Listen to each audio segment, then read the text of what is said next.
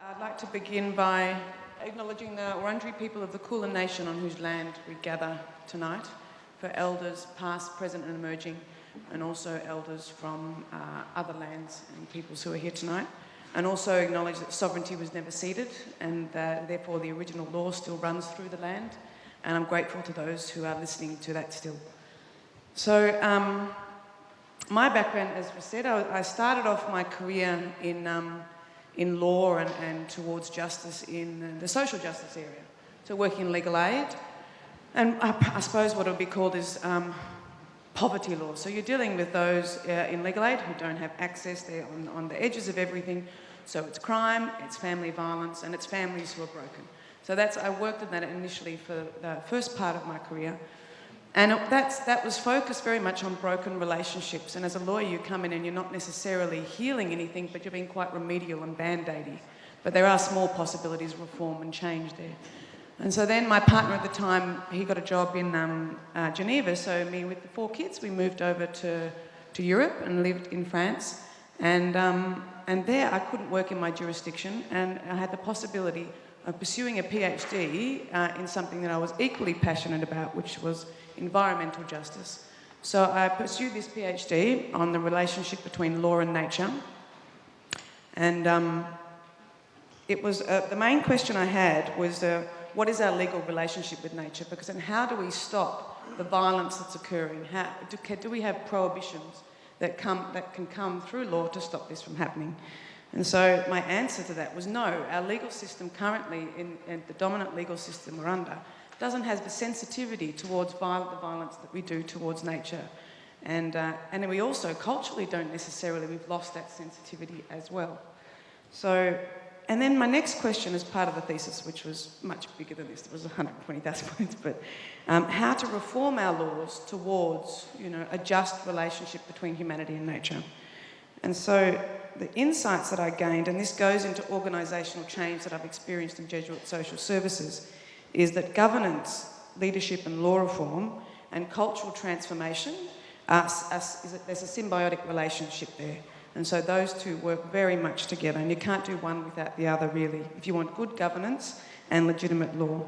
And also understanding, and this is really important for organisations, because this is where the eco-conversion becomes collective, is that culture is the human species' most valuable tool of transformation, survival and justice. So as kind of very explicitly said in Laudato Si, like technology, resource use and governance, they're all predetermined by cultural practices and beliefs.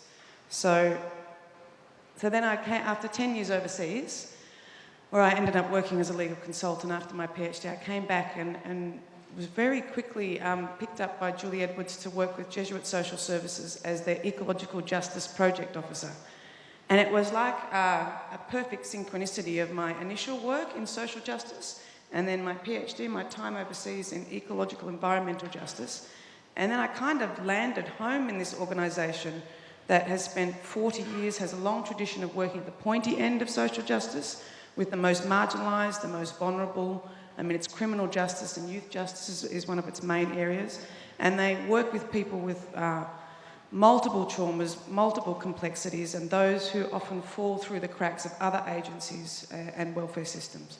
So they work in a tough area. And so then what does it mean to put ecological justice into this space?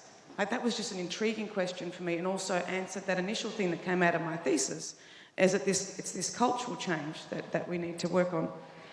So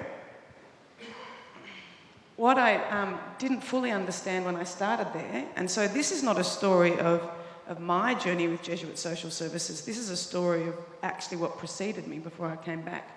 Because the journey of the organisation with ecology started way back in 2008. And so that's when, with GC35, where it was kind of introduced as a possibility, like what does this organisation, Jesuit Social Services, do with this call towards ecology when we're a social justice organisation, this word social being quite prominent even in the name of the organisation. And so then there was that conversation that occurred, and then it got a little bit more intense and more formed with Healing a Broken World in 2011 and Reconciliation with Creation. And so the conversations that were had within the organisation resulted in the way of proceeding being an approach towards introducing ecological justice. So there are 3 domains that were decided to be focused on as a way to go towards this. So the first one is human spirit. And so that is our culture, our spirituality, our anthropology. What is humanity? And who are we? What is our personal place in these questions? The second one is the practice framework, so ecological practice. So that's relational practice and how we work, and then the actions that come perhaps from exploring that first domain. And then the third one is what most organisations are well aware of and we're all trying to go towards, which is business processes. So the resources that flow in and out of the organisation and an awareness of that, and then action around that as well. And so this was all before Laudato Si. So then when Laudato Si burst onto the scene, it's like a confirmation that this journey that Julie Edwards took the organisation on wasn't crazy, it was actually prescient. And the organisation had already become embedded in having regular meetings of these 3 domains. And in Laudato Si, there was a deeper understanding of the connection between environmental and social justice that was really explicit. In the cry of the poor and the cry of the earth almost being one, and having an ecological approach becomes a social approach becomes an ecological approach.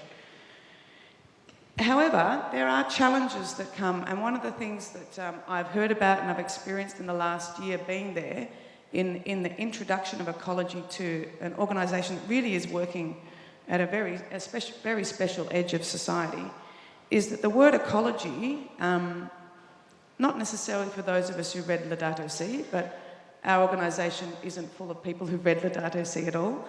And so the word ecology is perhaps too complex. There are questions that, it moves, what does it really mean? It moves from the relationship between a satellite and grains of sand and a tomato growing out there and my grandmother's ear. Like what is ecology? It could be everything, because everything is interconnected. So it was very confusing sometimes for our little brains to understand that big leap into interconnectedness. So there was that question. Also the word seems to many people academic, scientific, heavy, and then can become meaningless if we don't actually have a tangible experiential understanding of ecology. And so what I think was noted and kind of in some of the workshops that appeared is an acknowledgement that many of us, and it's not all of us, many of us are culturally de-skilled in this area, and we're linguistically lost. Like we've lost a lot of the language over thousands of years of being separated both conceptually and in our beliefs and practices from nature, and considering ourselves to be outside or above it. So this has resulted in, when they came together to have workshops to share about what this might mean for the organisation, a kind of a stumbling through and not knowing how to name or express something that one might feel in the body or one might feel in the relationships, and seemed quite evident, but we didn't have words for it. What helped with that in the workshops that were done with the board and with other staff over this period of time was doing it at the bush hut. And so having reflection times and actually going out under the trees and actually having reflection about what it means to be within an ecological system, and not just head straight to the head and the abstract and the policy or whatever, but to really ground it in perhaps a different kind of listening to what was going on and what ecology might mean.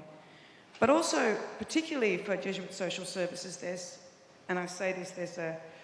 there is an understanding, I think it's also in Australia after being back here for a while, is that green action or environmentalism, I live in Northcote, I'm just going to preface this, is middle class, inner city, hipster. I mean, anybody who's scraping by on the streets, coming out of prison, how on earth, why, they don't have the time to think about ecology, how does it relate to their lives? And so there is, in our Australian, white Australian anyway, understanding of what ecology is, those who are living on the streets, it's a complete and utter privilege. And so that came from, I spoke to a couple of social workers around that, and it is like, how do we put criminal justice together with ecology? But then as the conversations went forward, and then one part of the process was the regular meetings of the 3 domains happened over this period. And so the ecological practice group would meet, and there'd be a mixture of all kinds of staff. So you'd have social workers there who are actually doing this work with people exiting prison and working in youth justice and settlement. And so in exploring what that would mean for their practice, they became what ecology might mean. They became an expansive dialogue where people would share, okay, if I ask people about the places that they've been in their history, that opens up a new kind of conversation, a new perspective into their lives. And it also opens up a new understanding of perhaps what traumas they've gone through, particularly if you're dealing with people, your participants are in settlement and things like that. And then it also brings up possible innovations of what is an emerging, I think within the organisation, ecological social practice. So when we had one staff member who started the practice, if he'd pick up people from Malmesbury, and when he was taking them back into Melbourne, he'd stop by the side of the road, find a really beautiful spot, and take about 15, 20 minutes just to breathe it all in and be with that person in that space. And then when they got back in the car, there was a whole different trust and understanding between these two that wasn't there before. So these micro practices started to filter through, and this you can see up on there. And then we started to disseminate them within the organisation. So now they're shared across this richness that comes from this conversation. So then it becomes inculcated in the culture of the organisation and in our notion of what building a just society with participants is. So there also was, one of the things I just want to mention is that the approach to ecology very clearly from the beginning was not to do it as an add-on, to go into this deeper space and to not just do the changing light bulbs and recycling. And there sometimes is a fatigue that, why can't we just do that? That's so easy. But one of the things that's recognised also in Laudato Si and within the organisation is that we need to go way back to eco-conversion personally and collectively, because otherwise, even if we recycle and change light bulbs, we're going to be perpetuating the same structures, the same culture, and we'll end up exactly where in the same kind of crisis.